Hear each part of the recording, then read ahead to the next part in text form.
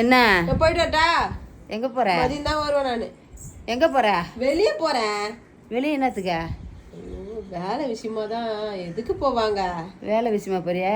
சரி பார்த்து போய் வா. பொம்பளைங்களே இருக்கிறாங்க ரவுடித்தனமா. என்ன உஷாரா போய் உஷாரா ஓடுவா.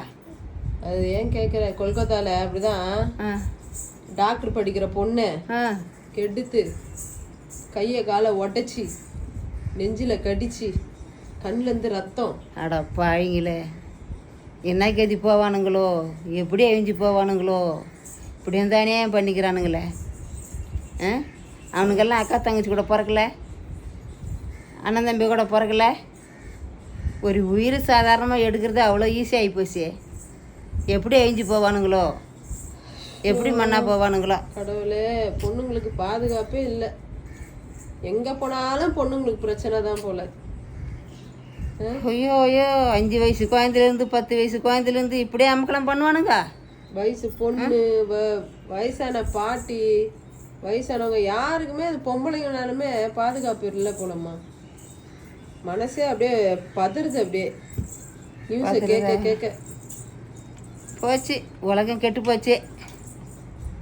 எந்த அளவுக்கு ஒரு பொண்ணை வந்து நாசம் பண்ணணுமோ அந்த அளவுக்கு நாசம் பண்ணியிருக்கானுங்க. அவங்க அம்மா கதறி கதறி அழுகுறாங்க. டாக்டராகவும் நினச்சி தானே நாங்கள் அமிச்சோம் படிக்கிறதுக்கு.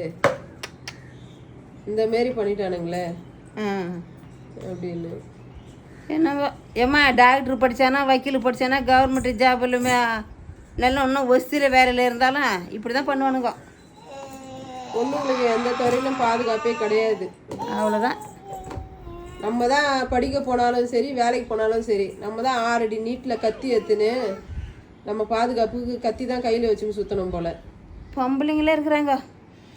குழந்தைங்களே கடிச்சும் போகிறது, இதயத்தை எடுக்கிறது, மிட்டாய் கொடுத்து வாங்கி போகிறது, இதெல்லாம் பொம்பளைங்களே இருக்கிறாங்க.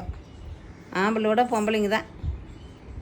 அதான் சொல்கிறேன், இருக்கிற பொண்ணுங்களுக்கெல்லாம் சொல்கிறேன். இதுக்கப்புறம் நம்ம ஸ்கூலுக்கு போனாலும் சரி, என்னம்மா வா, ஸ்கூலுக்கு போனாலும் சரி, காலேஜுக்கு போனாலும் சரி, ஒரு 3 அடி 4 அடி நீட்டில் கத்தி ஒன்று வாங்கி கொடுத்து நம்ம அமுச்சு வைக்கணும். அப்போதான் வந்து போலீஸில் வந்து கேள்வி கேட்பாங்க, ஏன் உங்கள் பொண்ணு கத்தி எடுத்துன்னு போகுதுன்னு. அப்போ நம்ம சொல்லணும், எங்கள் பொண்ணுக்கு பாதுகாப்புக்கு நாங்கள் கத்தி குத்து அனுப்புகிறோன்னு. என்ன பண்ணி தொலைக்கிறது இந்த மாரிலாம் நாட்டில் நடந்தா? என்ன தான் பண்ணுறதுன்னு ஒன்றும் புரியல. இப்போ காலம் கெட்டு போச்சு. சரி, நான் போயிட்டு வரேன். போய் உஷாரா வா. போயிட்டு வா.